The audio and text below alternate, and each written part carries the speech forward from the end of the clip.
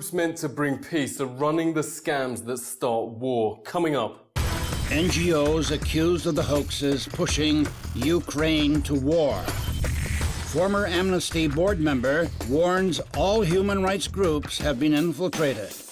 And CNN buys the latest State Department scam.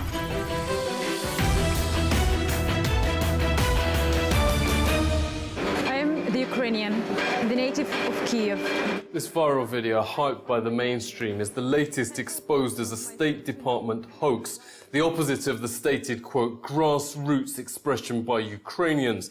It's actually by a California firm and produced by a man called Larry Diamond of the US State Department and its NGO, the National Endowment for Democracy.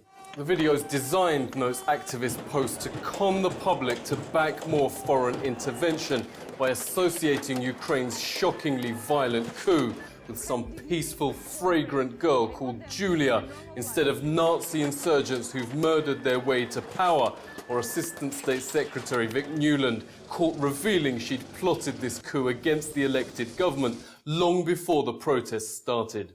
Investigative reporter Paul Joseph Watson notes CNN's Anderson Cooper, for some reasons, often the point man for these State Department hoaxes. Paul joins us. Great to speak to you. What's going on? So you could look at the example of Anderson Cooper.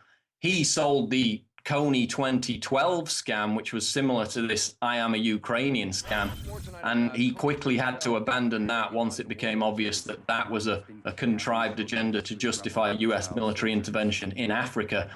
And then even after that, he sold the Syria Danny scam, which was this situation involving a quote Syrian activist who was in fact staging YouTube videos to blame atrocities on the Assad regime as a means of discrediting, demonizing the Syrian government and justifying US military intervention. And what's interesting is the mainstream media interviews of Yulia that have occurred over the past couple of weeks credit her with being the creator of the video, when in fact it was created by a production company linked directly to the US State Department. So the key man behind the video, according to the production company itself, was Larry Diamond. Larry Diamond's National Endowment for Democracy is funding at least dozens of Ukrainian groups they simply dub, quote, pro-democracy and human rights. In fact, these groups' websites call for assassination of political opponents, as one headline reads, "He needs to be killed." Rioters have been handed out these instructions by a State Department-funded NGO called Canvas. Canvas made identical flyers in Arabic for US-backed protests in Egypt. In fact, instructions with the NGO's fist logo have been distributed wherever countries resist takeover by Wall Street. They are going in every place since the end of the Cold War to destabilize regimes which offer resistance to this larger agenda, the globalization agenda, as Washington defines it. NGOs pay protesters $35 to turn up, notes the Foreign Policy Journal, rising to hundreds for violence. This protest organizer admitted how much US NGOs paid him and their real target. $1 million. $1 million? Yeah, some smaller country like Belarus, for instance, or Ukraine, and then we can get Russia. We've invested over $5 billion to assist Ukraine in these and other goals.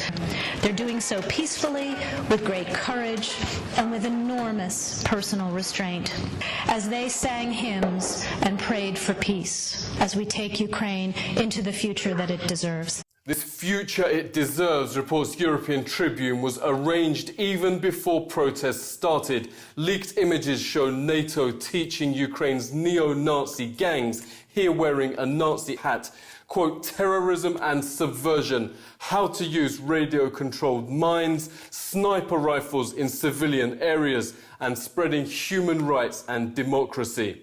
When they seized power last week, they began spraying swastikas and defacing synagogues with the words "death to the Jews," but using a more offensive word than Jews. The book Ideal Illusions: How the US Government Co-opted Human Rights found a State Department meeting chose the terms human rights and democracy as its perfect foil. Such broad terms could justify attacking anyone, while Hollywood and media paint US as the model, despite by far the world's largest prison population and far and away the world's most appalling war crimes, including the murder of millions in Iraq.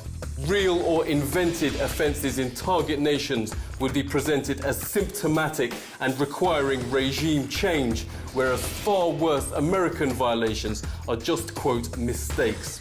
In fact, the very term human rights group, notes the site Global Research, couldn't be more false. Each US bombing campaign is not just supported by NGOs, they have been the very instigators of the scams that push decision makers to destroy human rights and human lives around the world. Over 70 leading NGOs claimed Gaddafi murdered 6,000 in Benghazi, the claim on which the UN approved intervention. After the war, where NATO killed even more people than the claimed attack, NGOs admitted it wasn't true. One of those signatories was Human Rights Watch, which told Obama to continue rendition, the practice of flying people to third-party states to strip them of rights. The group claims the UN blamed the Ghouta chemical attack on Syria's government. It was not even in the UN mandate to apport blame, and also regrets the US hasn't bombed Damascus on the grounds that it fails to ensure justice. Justice, for Human Rights Watch, notes Ron Paul Institute's Daniel McAdams, means NATO killing far more people than even the alleged attack. Daniel joins us. Great to see you. Why are human rights groups behaving like this? Well, you know what? Human Rights Watch is kind of a pseudo-private intelligence agency. They often have people on the ground first, and they are able to dominate the media coverage of an event. They can inflate figures, they can deflate figures depending on the position of U.S. foreign policy. This human rights organization that issued a report about Gaddafi was using jet planes to kill people, and he had killed 6,000. It was repeated the same way, as gospel. And then a very good French filmmaker named Julien Thiel made a film where he interviewed the individual who was responsible for writing that report, a Libyan citizen, and they asked him, well, where was the proof for your assertions? And he just looked at the camera and said, there is no proof. There is no proof. What can I tell you? There is none. In what human rights investigations called a scandal of the first order, the state official who took NGO's Libyan hoax to the UN was rewarded with the chair of Amnesty USA. Suzanne Nussel promptly made one of Amnesty's Big Four campaigns a celebration of NATO bombing Afghanistan, with the catchphrase, NATO keeps the progress going. 12 years of Afghan war's been a disaster. The UN's relief chief warns increasingly men and women can't even feed themselves, let alone any other rights. Political activist Eric Draitser joins us. Great to speak to you. What's going on? Look at some of America's wars to understand the way in which Amnesty International functions as a propaganda mouthpiece. If you look at the Amnesty International campaign with regard to Afghanistan, what do they put front and center? The rights of women. By putting it out there in that fashion, they are acting to sell the war, the continued occupation of Afghanistan, to the American people, using the face of young Afghan women to justify what is a nakedly imperial war. This is the sad truth of what Amnesty International does, that Amnesty International, like the other NGOs, act as an appendage of the United States foreign policy. They act as an appendage of finance capital. Congress authorized the first Gulf War by just 5 votes. 4 of those members said they backed it due to an amnesty report rushed through just before that claimed Iraq soldiers were pulling babies off life support machines. Once war had been approved, Amnesty admitted it was a lie. The resulting invasion was a, quote, indiscriminate massacre of hundreds of thousands of civilians and soldiers, including a 4-hour slaughter of thousands of defenseless fleeing people. One US pilot admitted was like shooting fish in a barrel. Amnesty board member Francis Boyle resigned after hitting a wall of silence on any approach to US, British or Israeli war crimes. He joins us now. Great to see you. Can you give us a view from inside the organization?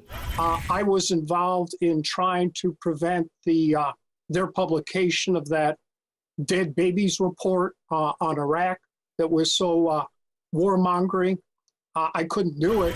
Certainly, Amnesty works as an adjunct to the State Department, the International Committee of the Red Cross, which tries to make it appear as if they're the high holy priesthood of human rights movements. The ex-CIA agent Ralph McGehee established they were penetrated by the CIA.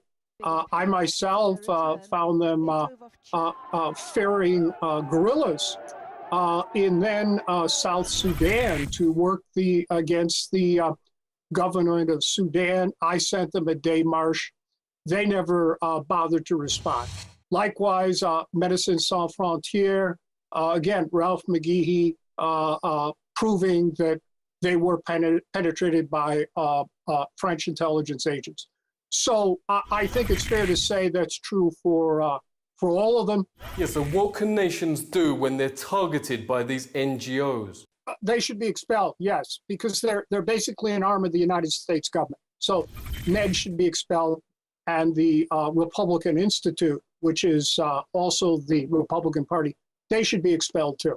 You can't have agents of foreign governments running around promoting coups d'etats and things of that nature.